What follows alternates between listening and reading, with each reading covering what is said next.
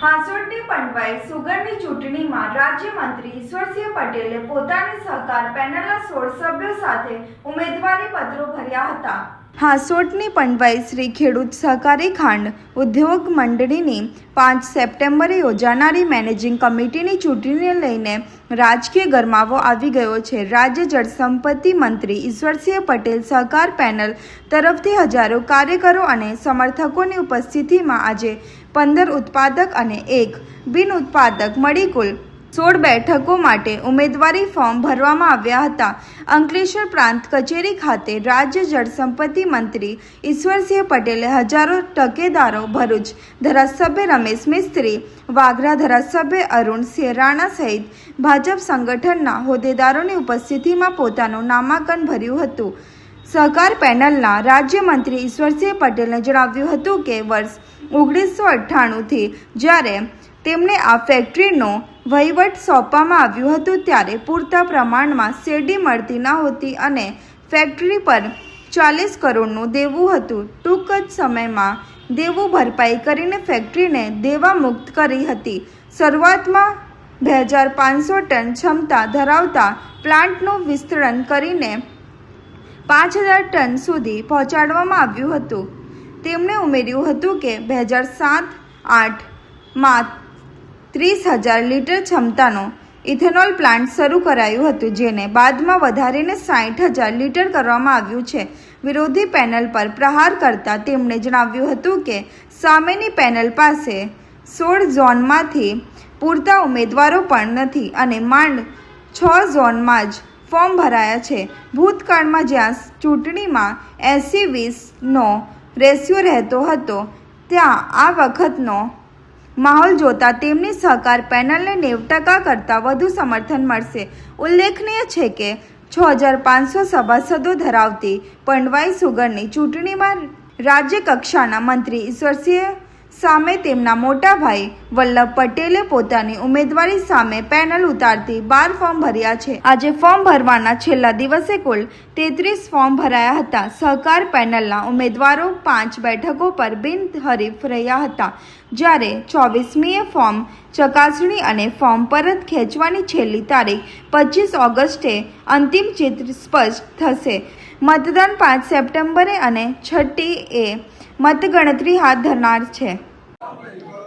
આજરોજ શ્રી ખેડૂત સહકારી ખાંડ ઉદ્યોગ મંડળી લિમિટેડ પંડવાઈની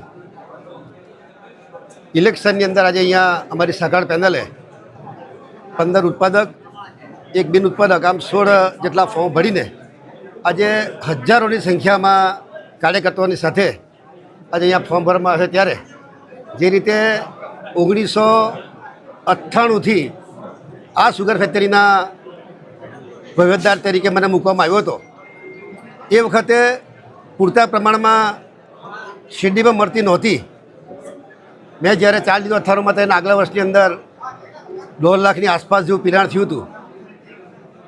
શરૂઆતના પહેલા જ વર્ષે 98-99માં 4 લાખ શેરડી પિલાણ કરીને એના બીજા જ વર્ષથી 5 લાખ ઉપર ક્રશિંગ કરીને સુગર ફેક્ટરીને જે 40 કરોડનું જે દેવું હતું એ દેવું ભરપાઈ કરીને 400 દેવું ભરપાઈ કરીને ફેક્ટરીને દેવામાંથી બહાર કાઢીને આ જે પ્લાન્ટ 2500 ટનનો જે હતો એનું એક્સપાન્શન કરીને 5000 ટનનો કરવામાં આવ્યો।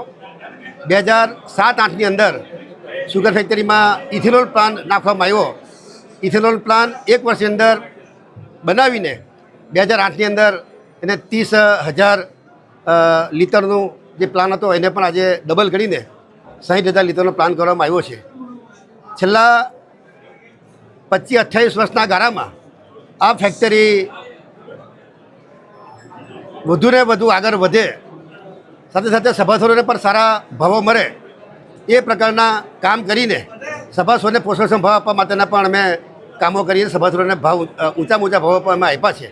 આવનાર દિવસોની અંદર પણ આ સુગર ફેક્ટરી દ્વારા અમારી જે ટીમ છે એ ટીમ થકી અમે આવનાર દિવસોની અંદર પણ ફેક્ટરીની અંદર કરકસરયુક્ત વહીવટ કરીને ખેડૂતોને સારા ભાવ મળે એ માટેના મારા પ્રયત્નો છે। સામેના જે ઉમેદવારો જે પેનલોમાં જે ઊભા રહ્યા છે એમને ઉમેદવારો મળતા નથી। માંડ 6 ઝોનની અંદર 16 ઝોન પૈકી માત્ર 6 ઝોનની અંદર એમણે ફોર્મ ભર્યા છે ને એમાં પણ ઘણા લોકોને તો બળજબરીથી આ ફોર્મ ભરવામાં આવ્યા છે। ત્યારે હું એટલું જ કહીશ કે જે રીતે વર્ષોથી જે 80-20નો રેશિયો હતો કે 80% મતો અમારી પેનલે મળે છે, અમે 20% મતો મળે છે, પરંતુ આ વખતનો માહોલ જોતા એમ કહું છું કે 90% મતો અમારી પેનલે મળશે, માત્ર 10% મતો જ સમીની પેનલમાં મળવાના છે. ત્યારે હજી પણ એમને કહું છું કે આ જે કંઈક ઇલેક્શન થવાનું છે એમાં જે ખર્ચો થવાનો છે એ ખર્ચ જે છે એ સુગર ફેક્ટરીનું ભરણ જે આવવાનું છે, ત્યારે એ લોકોને પણ મિત્રોને હું વિનંતી કરું છું કે આ સભાસદોના પૈસા ખોટા ઇલેક્શનની અંદર ન જાય એટલે ખોટો ખર્ચો ન થાય એ માટે એ લોકોને ભગવાન સદબુદ્ધિ આપે.